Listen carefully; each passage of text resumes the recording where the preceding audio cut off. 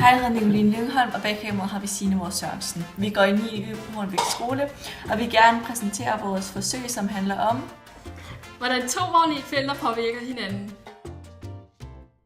Både magneten og elektromagneten har en syd- og en nordpol. Man kan finde ud af, hvorhen den her syd- og nordpol er ved hjælp af tommelfingerreglen.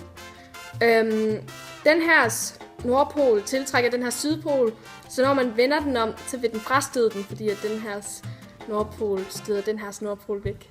Man kan blandt andet bruge en elektromagnet på skrotpladser i kraner, fordi man kan tænde og slukke for magnetismen i en elektromagnet.